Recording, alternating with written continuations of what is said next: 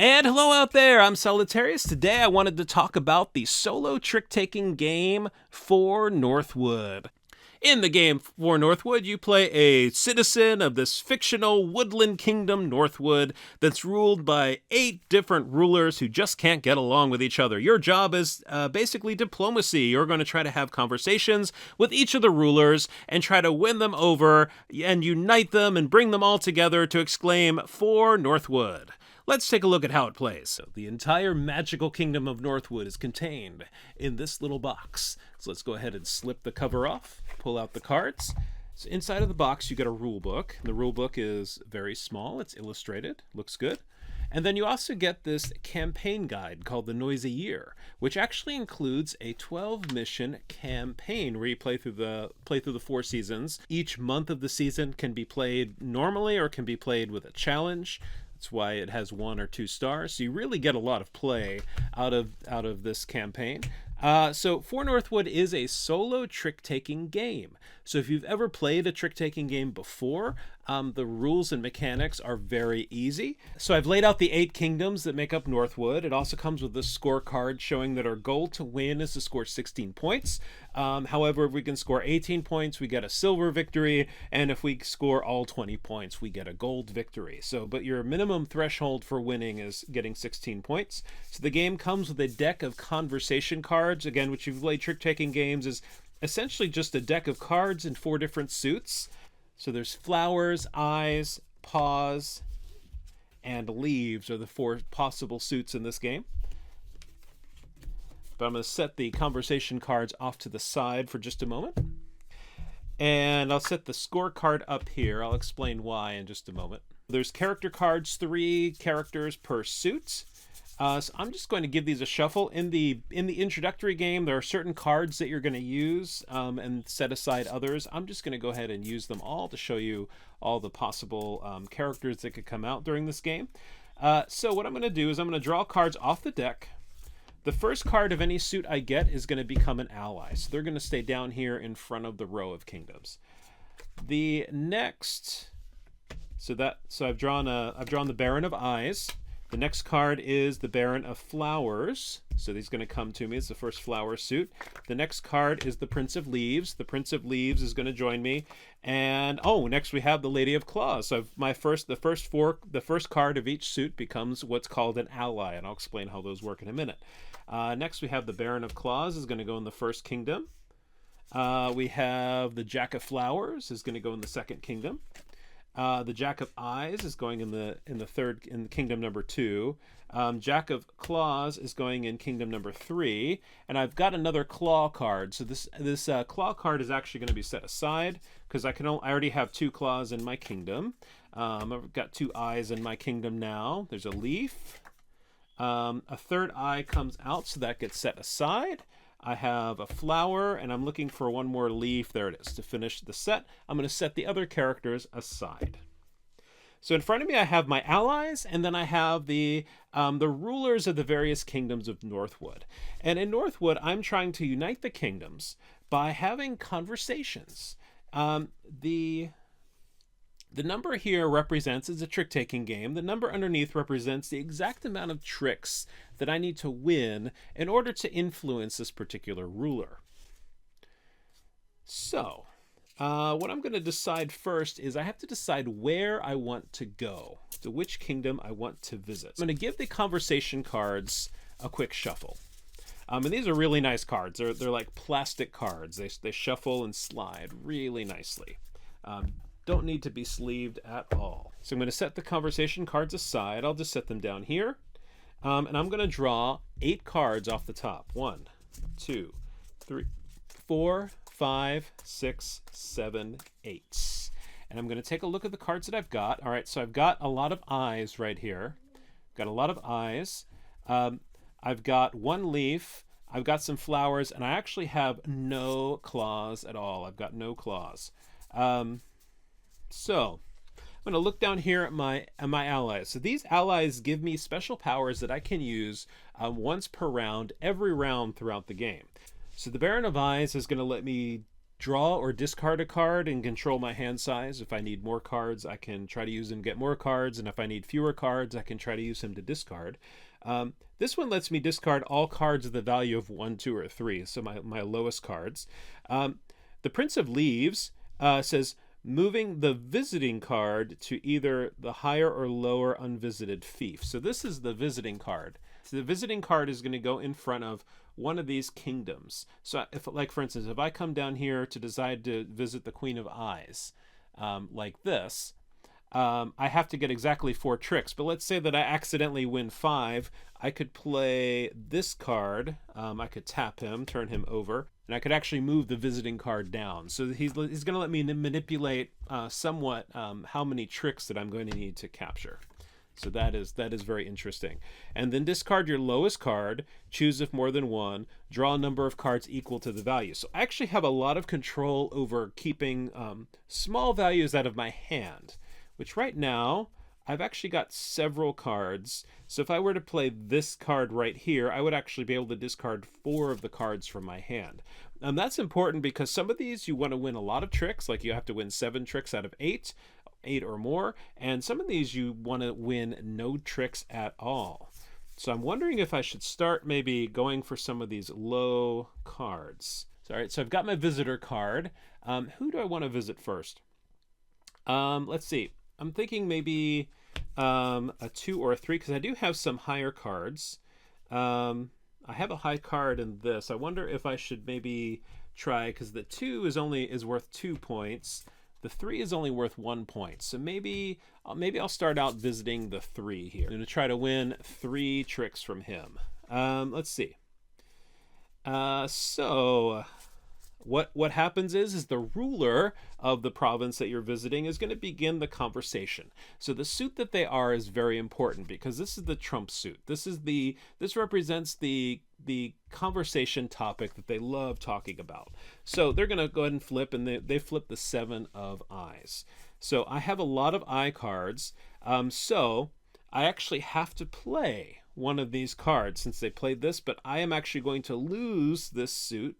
I'm actually going to lose this trick because I have nothing that is above 7. So I'm trying to think of what, because I only need to win 3 tricks. So once per turn, I get to use an ally. So here's what I'm going to do. I'm going to use the Baron of Flowers. I'm going to exhaust him. And I'm going to discard all my 1s, 2s, and 3s. So that actually only leaves me with 4 cards. So I have to win 3 tricks with 4 cards. So I'm going to lose this trick. Like that. So we've had 1 conversation. I only have 3 cards left because I used the Baron of Flowers. And the next topic of conversation comes up. So this is a 1 of Leaves. So I'm going to win this one very easily playing my 8. So the ruler's card goes on the discard pile. My card's going to go here. So this is the score pile to the right of the draw deck. I need to get exactly 3 cards in my score pile. So next topic of conversation is a 1. I'm going to play my 7. The 7 goes in the score pile. I now have exactly 2 tricks. I need 3. I only have 1 card left, however. So let's see what happens. So next comes out the 6. All right, so I have the 6 of eyes. I have to put out a leaf. If I don't put out a leaf, I lose the trick, right? So that's how trick taking works. I don't have the trump suit to automatically win, so I'm going to have to lose this suit. So what would normally happen would mean that I would lose this, because I need 3, I only have 2. However, I'm going to call on the Prince of Leaves. I'm going to exhaust the Prince of Leaves, and I'm going to move my visiting card to the next higher or lower. So I'm going to move my visiting card here to the Jack of Eyes.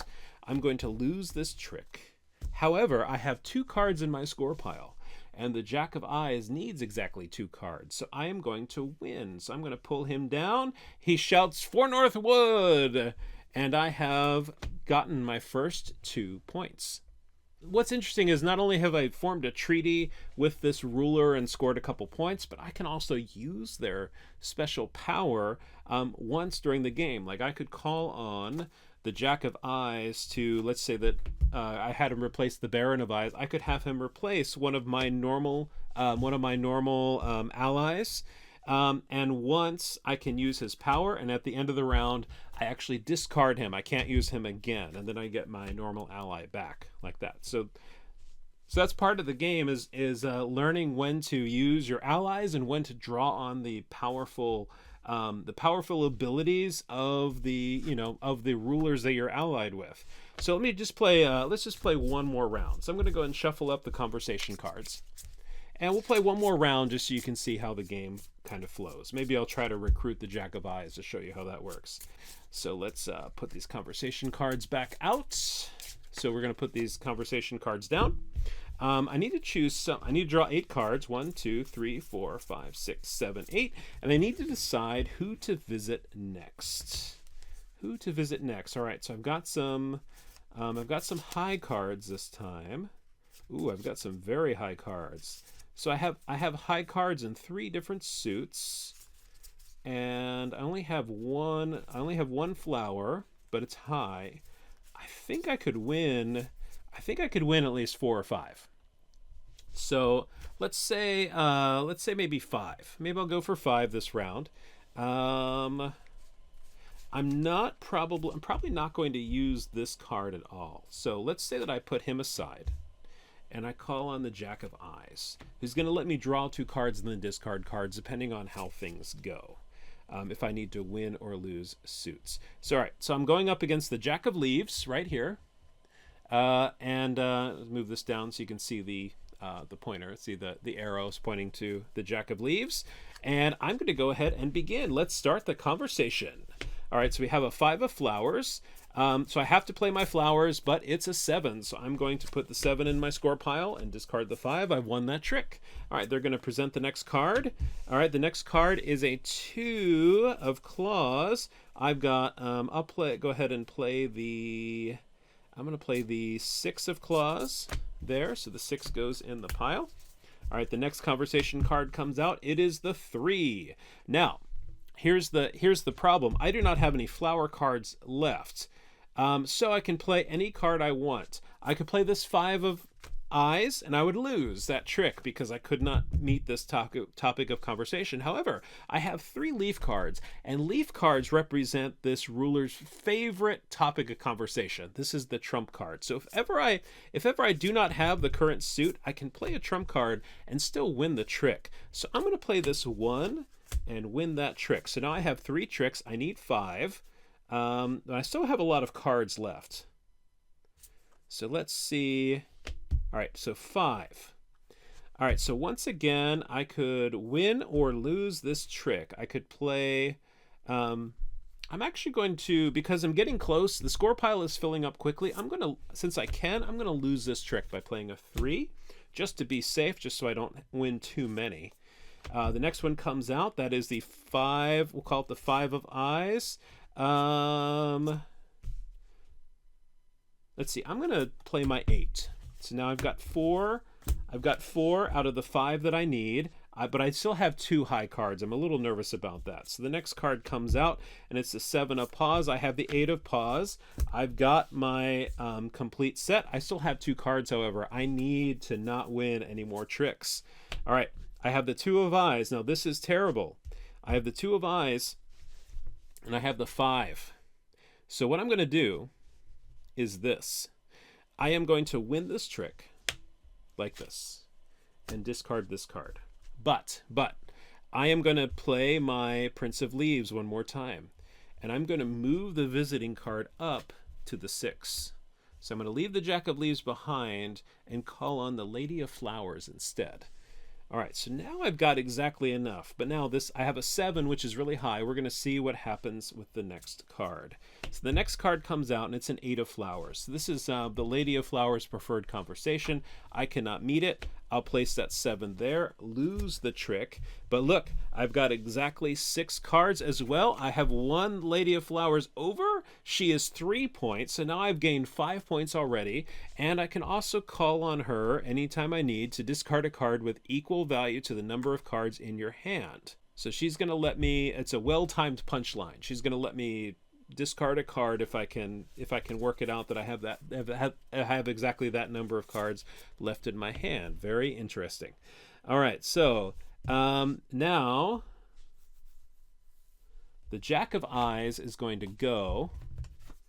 He gets discarded. I'm just going to put him back here face down. I can't use him anymore, but I do get the points. And so I'm gonna go ahead and so I have to remove. So unfortunately, I have to now remove the Jack of Eyes. I didn't even get a chance to use him this round.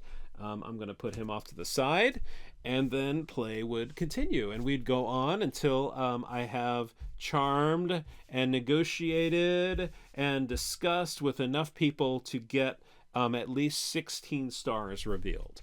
And that's the game for Northwood. So, what do I like about For Northwood? Well, first, the theme of this game is so charming. The idea that this is not a combat game, this is not a competition, but you are trying to use diplomacy and negotiation to try to win over and unite the different rulers of this fictional woodland kingdom is just a delightful change. And I love the idea of the cards are like conversations. So the trick taking is actually very, very thematic. It's like the ruler says, well, what about this? And then you can respond. You can either let it go or you can try to like steer the conversation in your favor. And the different values representing really kind of how easy that ruler is to win over is just it's just a treat. It's the artwork is great. The theme just draws you in, and I just love playing it. Another thing I love about this game is the component quality. Before we even get to the gameplay, the component quality, this is top-notch. This game is produced by Side Room Games, who produced a fair number of other small box games, most of which I've owned before, but this one is really something special. The box is really sturdy. It's been in my bag a lot. It's gotten beat up. One of the corners got dented, but it really holds up well. These cards are plastic. They're nice. They shuffle really easily. You don't need to sleeve them. Everything fits nicely into the box. It's very small, portable, but yet I feel like there's a lot of game contained in this very small box. The third thing that I love about this game is the card play itself. Now, I am a fan of trick-taking games. I've played a lot of them. I really do enjoy them. My favorite trick-taking game before this came along was actually The Crew, either version of The Crew. I really like this unique cooperative take on trick-taking and the idea of trying to get certain tricks in limited communication. Man, the way that you can use the different powers of your allies to manipulate the situation and how your allies are different each game is just fantastic. So each game becomes a new puzzle to have to try to solve. And on top of that, having each ruler have their own power, and then on top of that, having this campaign that you can play through a year. You can play through 12 different games. You can try to make them harder if you find them too easy. Each one changes up which rulers are available, how many cards you have, all kinds of different tweaks and changes to the game. This game is an enormous game packed into a very small box. This game is one of the few small box games that I have ever played that actually gives me a full, satisfying experience with a short gameplay time and a small footprint. There are so many small box games that aspire to that, but this is one of the few games that has nailed it. You can play a full game in about 15 minutes, but it's got a lot of crunch, it's got a lot of thinkiness, it's got a lot of fun. So it's got this great balance of strategy and tactics. It has a great balance of fun, just fun trying to win those tricks, trying to see what card pops out, but also being able to plan and strategize. And some of the turns can be agonizing. You've got so much riding on what the next card flip is. This is just a fantastic, fun, entertaining game.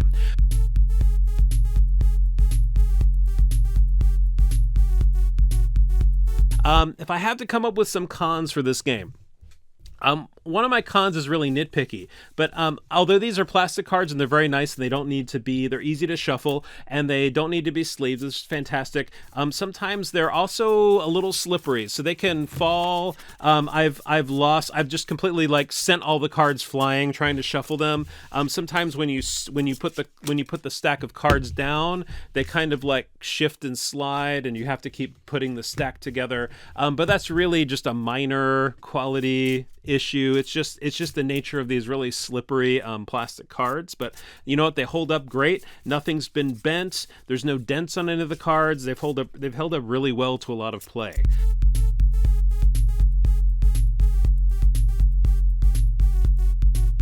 The next con that I have for this game is another thing that probably just sounds really nitpicky. My next con is just that this is a solo game. Now I don't mean that as a con the way a lot of people do, like, oh, solo gamers, who wants to play a game by themselves? I love playing solo games. It's one of the primary ways that I play games. Probably 80% of my gaming is solo.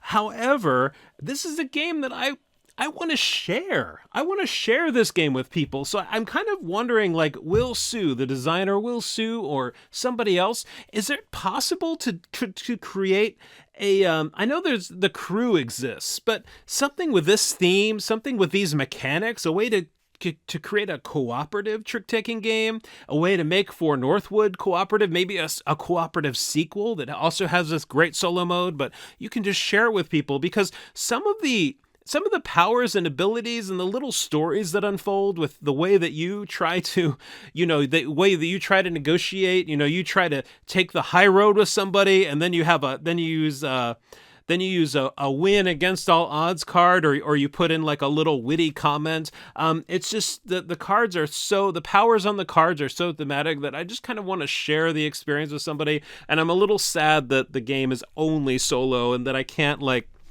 share this experience with other people. I just want to tell people about this game.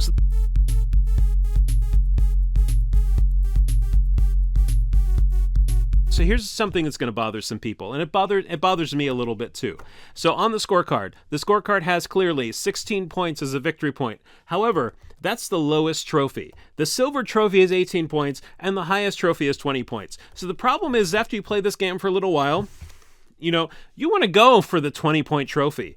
Sure, you could get the 16-point trophy, but are you going to be happy with that? No, you want the 20-point trophy. But here's the thing. Some of these cards are only worth a single point. So let's say that you are early game, you try to go up against the number 3 kingdom that's only worth 1 point, and you whiff it. You get 4 tricks. You don't have a way to manipulate it. And then what happens? Well, you're out of luck. You can now only ever get silver. So the question is, do you play the game through? Or do you just shuffle the cards and start over and try to go for the 20? So that's something that I'm constantly up against, is an early loss means that I really just want to start the game over to try to get the highest score. Like, sure, I can get 16 points, but I've won the game before. I want to get the highest. I want to get a perfect score. So that is something that does bother me, is that sometimes an early loss can just mean you just want to play again. But honestly, the game is so small. You just got to reshuffle the cards. You guys got to you can just start over. You don't even need to change the rulers. I just play over. I just kind of mulligan it if I miss one of the early rulers. But yeah, that's the only thing, is the scoring. I wish that I know that 16 you technically win, but honestly you really want to go for a perfect score. I mean, that just is the most satisfying way to win, to unite the entire kingdom.